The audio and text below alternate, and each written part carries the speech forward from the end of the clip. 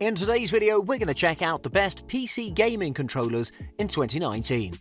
I made this list based on my personal opinion, and I tried to list them based on their price, quality, durability, and more. To find out more information about these controllers, you can check out the description below. If you'd like to win one of these products, make sure you watch the whole video, click the like button, and comment the hidden word found in this video. At number 5, it's the Sony DualShock 4. The DualShock 4, Sony's 4th generation controller for its 4th generation of consoles, has fixed its own predecessor's flaws and has added some clever features. It may have been launched at the end of 2013 together with the PlayStation 4, but its design still is modern and pretty much the best for consoles. It can be connected to the PC, however, you cannot use the complete number of features. Until the introduction of the DualShock 4, the design of the PlayStation controller was somewhat unchanged. They featured the same design that was a classic but was getting old, and the competition was producing better controllers like the Xbox One controller that was comfortable and had a clever design. The DualShock 4 did not change everything. It continues most of the themes from the original DualShock, but now it has a rounder, sleeker frame that it's a bit larger than its predecessors. It's a joy to hold and feels comfortable and natural. Moreover, the touchpad and the speakers are new additions that give it a more futuristic feel. Also, I should mention DualShock 4's build quality and durability are the best in the market. The touchpad acts like a button itself as well. In the newer designs of the DualShock 4, the touchpad has a light bar above it, providing added experience and intuitive feedback. The trackpad is also somewhat accurate in its directional orientation and added a new way to play games. The analog sticks are very responsive and have been upgraded for better grip. The DualShock 4 is somewhat compatible with PC. First, you have to buy the separately sold USB wireless adapter to connect the controller wirelessly.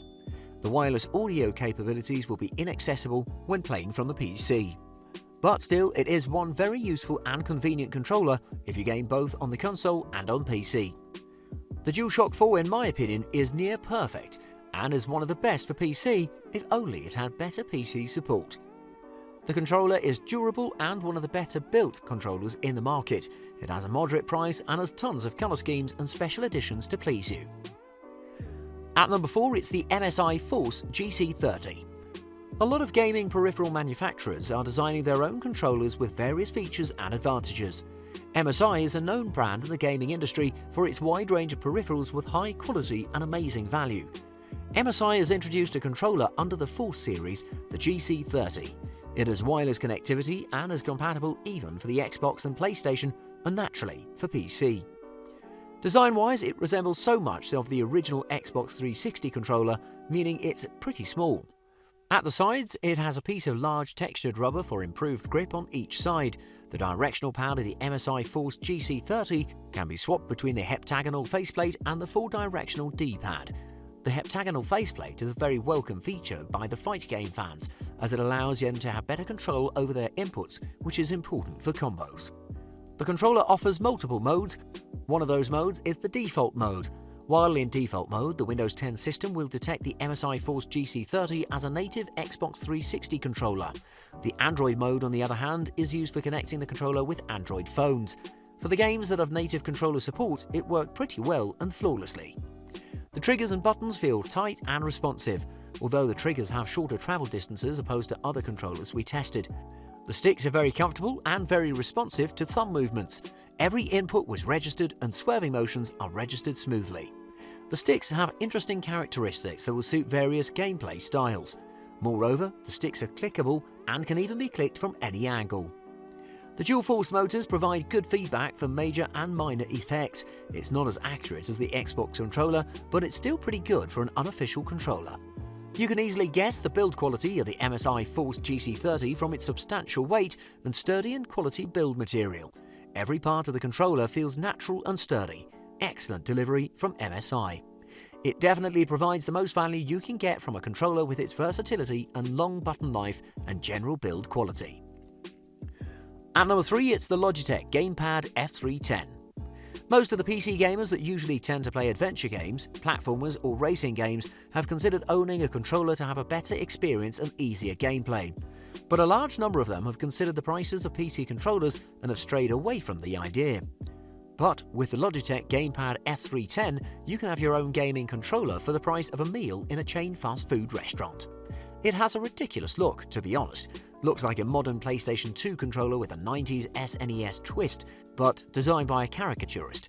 But at that price, it's not wise to expect an Xbox One controller design. Apart from the aesthetics, the controller feels flimsy and light. It has 2 analog mini sticks, button and trigger on each side, the directional pad and 4 action buttons that are programmable. In the middle, there are the start, mode and back buttons. Under the controller, there's a switch that'll allow you to switch between X input and direct input.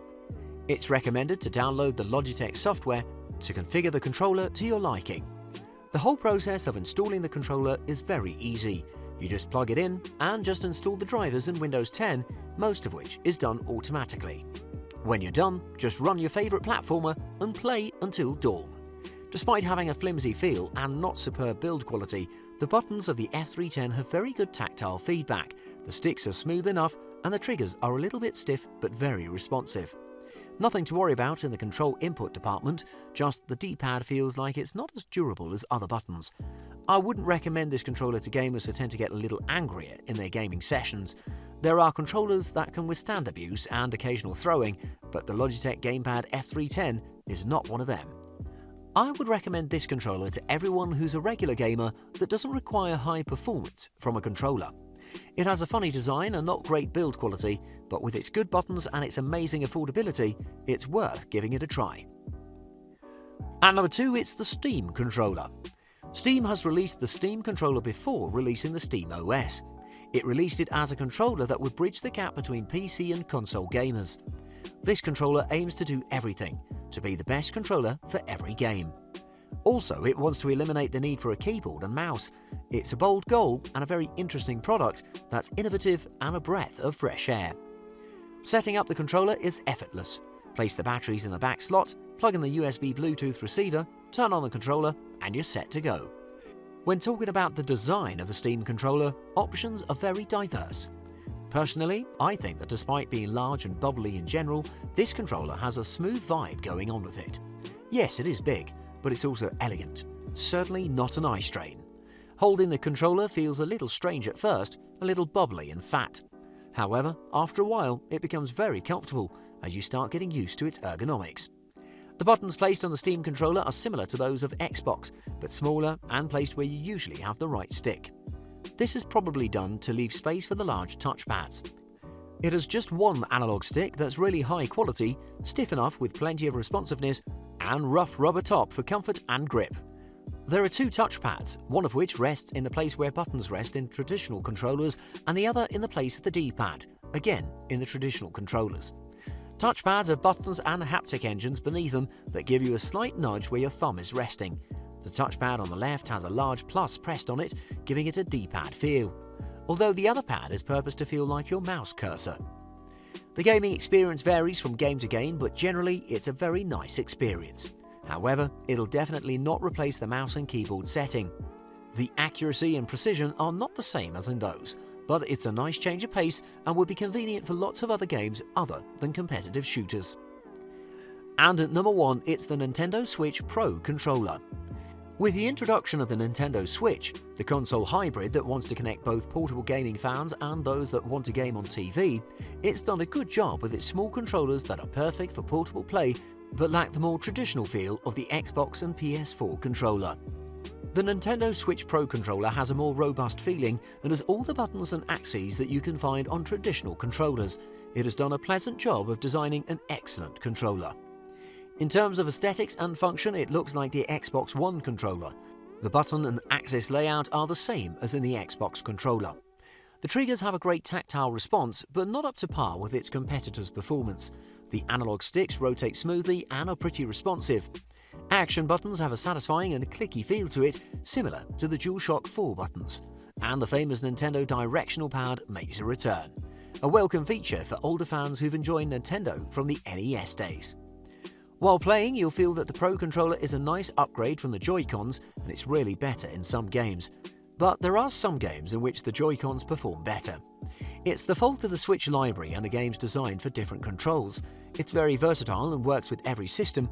It can connect to the PC in a breeze, but it needs you to set the controls manually for each game. Other than that, it's great for PC gaming. The vibration on the Pro Controller is very good, although it doesn't have the nuances of the HD rumble of the Joy-Cons. Still, it's better than the outdated feedback of other controllers. After owning the Pro Controller for some time, you'll see that this is the comfiest controller on the market, hands down. It may not have some features that Pro controllers might like, but it's nice and comfortable, and Nintendo has designed it for people who just want to relax while playing. A must-buy if you value your comfort and experience, and your budget as well. Thanks for watching. I hope you liked the video. If you found it helpful, please remember to leave a like and subscribe to my channel to see more videos like this in the future.